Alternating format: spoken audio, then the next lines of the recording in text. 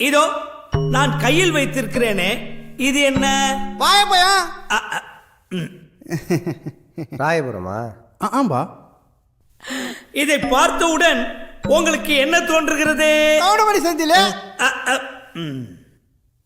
Sir, அவர் இந்த உலகத்துக்கு ஏதோ ஒரு முக்கிய செய்தி சொல்ல வராரு. அவர் கொஞ்சம் சொல்ல விடுங்க.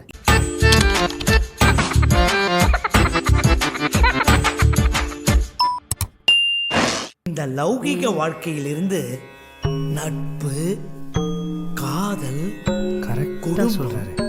சமுதாயம், இந்த நான்கையும் ஒரு மனிதன் துறக்கும் போதுதான் அவனுக்கு ஆன்மீகம் என்னும் இந்த பழம் கிடைக்கும். 1,000 ரூபாய் கொடுத்தா பொட்டிகள்ல கிடைக்கும். நல்ல ஜெண்டு பூனமா இருந்ததுன்னு சும்மா இல்லாம எல்லாம் சீடர்களே, அங்க என்ன சலசலப்பு?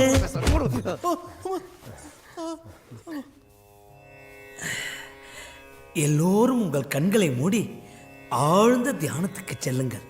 அப்படியே மெய்மறந்து கடவுளின் ஓசையை கேளுங்கள்.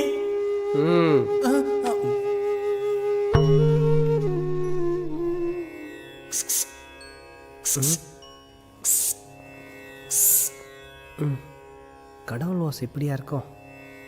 சுவாமி, எனக்கு இஸ்கி இஸ்கி என்று கேட்கிறது சுவாமி. இஸ்கி இஸ்கி என்றா கேட்கிறது?